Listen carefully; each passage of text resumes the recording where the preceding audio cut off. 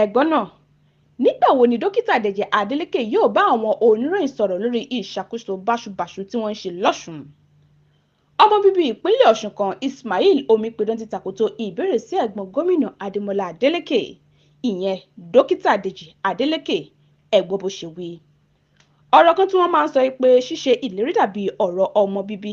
Ó rọrùn láti ṣù papọ̀ ṣùgbọ́n tó nira láti bí. Ló ṣe rẹ́gí pẹ̀lú ìlérí kan tí oníṣòwò pàtàkì tó tún jẹ́ ẹ̀gbọ́n fún gómìnà ìpínlẹ̀ Ọ̀ṣun lọ́wọ́lọ́wọ́ báyìí, Dokita Deji Adeleke ṣe lóṣù keje ọdún tó kọjá pé òun lòun yóò kọ́kọ́ pe ìpàdé oníròyìn tí àbúrò òun Adémọ́lá Adeleke kò bá ṣe àkóso ìpínlẹ̀ Ọ̀ṣun dáradára. Tó bá jẹ́ pé ìpéjọpọ̀ àwọn olóṣèlú ni Dokita Deji Adeleke ti ṣe ìlérí tí wọn kò fipá múṣẹ yìí, n kò bá ti sọ nǹkan kan lórí rẹ̀.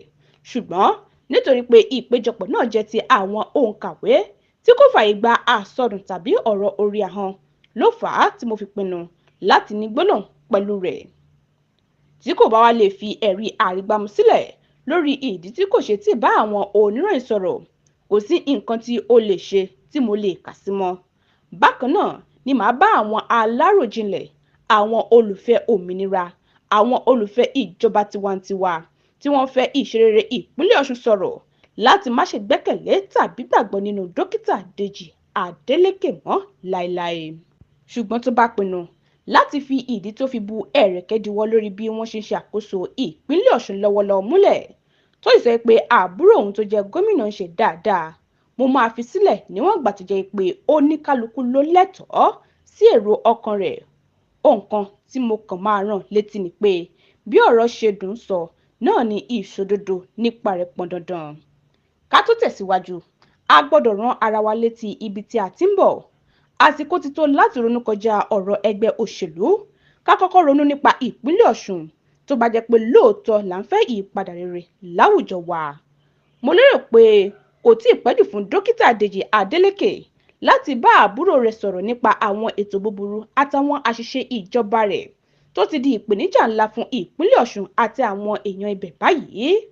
Ọ̀kan lára àwọn ìpèníjà tí ìpínlẹ̀ yìí dojúkọ báyìí ní ti owó ìrànwọ́ palliative tí ìjọba àpapọ̀ fi ránṣẹ́, eléyìí tí mo sọ̀rọ̀ nípa rẹ̀ láìpẹ́ yìí lẹ́yìn ìfọ̀rọ̀wánilẹ́nuwò tí mo ṣe. Dípò kí agbẹnusọ fún gómìnà Ọláwálé Rasheed àtàwọn tí ó ń ṣe ètò ìròyìn bíi tiẹ̀ sọ̀rọ̀ lórí àwọn nǹkan tí mo sọ, ṣe ni wọ́n gbójú àgàn sí mi. Kódà ọ̀kan lára wọn pè mí ní àtọ̀húnrìnwá nítorí ìpínlẹ̀ Benue ni wọ́n bí mi sí. Ìhà àríwá ni mo sì ti ń ṣiṣẹ́ kó tó di wípé ọ̀gá mi Adégbóyèga Oyètọ́lá ránṣẹ́ sí mi lọ́dún 2019 láti darapọ̀ mọ́ àwọn abẹ́ṣekáwọ́ rẹ̀. Àmọ́ ṣá, inú mi dùn sí ibi tí a bí mi sí gẹ́gẹ́ bí inú mi ṣe ń dùn pé ojúlówó ọmọ ìlá ni mí. Nínú ìfọ̀rọ̀wánilẹ́nuwò tí mo ń sọ nípa rẹ̀ yìí, mo béèrè ìdí tó fi jẹ́ pé ìpínlẹ̀ Ọ̀ṣun nìkan ni kò tí ì pín nǹkan ìrànwọ́ palliative ìjọba àpapọ̀ fún àwọn aráàlú tó fi mọ́ àwọn òṣìṣẹ́ láàrin àwọn ìpínlẹ̀ tó wà ní ìhà ìwọ̀ oòrùn gúúsù orílẹ̀-èdè yìí. Sí ìyàlẹ́nu, lẹ́yìn ọ̀pọ̀lọpọ̀ oṣù tí wọ́n ti gba owó yìí ni wọ́n tún jẹ́wọ́ fún gbogbo ayé pé àwọn gbà á.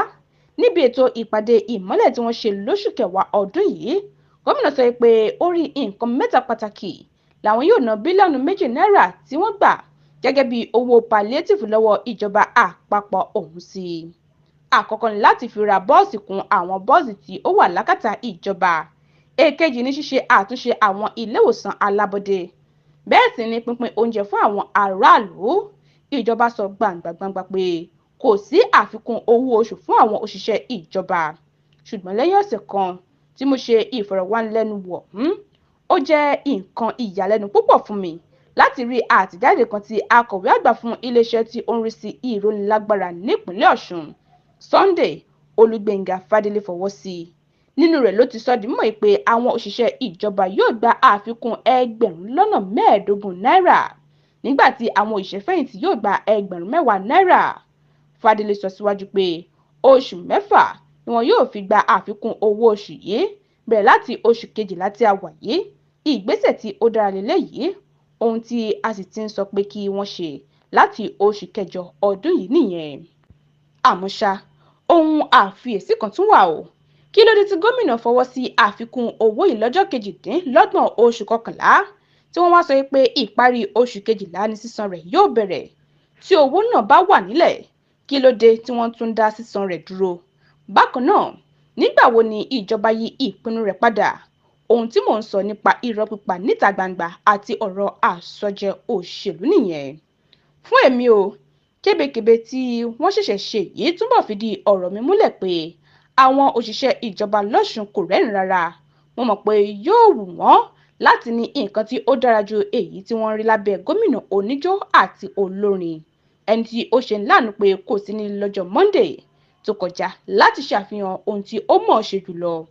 Àmọ́ ṣá, gẹ́gẹ́ bí ọmọ bíbí ìpínlẹ̀ Ọ̀ṣun, yálà ó jẹ́ PDP tàbí APC, ohun tí gbogbo wa fẹ́ ni kí ìjọba ṣe àṣeyọrí. Tó bá bọ́relẹ̀, kọ́lọ́run má jẹ́, gbogbo wa la máa sọ níbẹ̀, ìpínlẹ̀ wa yóò sọ níbẹ̀, àrọ́mọdọ́mọ wa kò sì ní foríjì Dokita Deji Adeleke àtàwọn tí wọ́n jọ gbé àgbà tí kò ní ìrírí iṣẹ́ kankan lé wa lórí láti ṣàkóso ìpínlẹ̀ Ọ̀ṣun. Ìpínlẹ̀ Ọ̀ṣun gbọ́dọ̀ wà rékọjá ẹgbẹ́ APC àti PDP. Gbogbo wa láti gbọ́dọ̀ ṣe ojúṣe wa tó bá jẹ́ pé a fẹ́ kí ìpínlẹ̀ Ọ̀ṣun ṣe àṣeyege.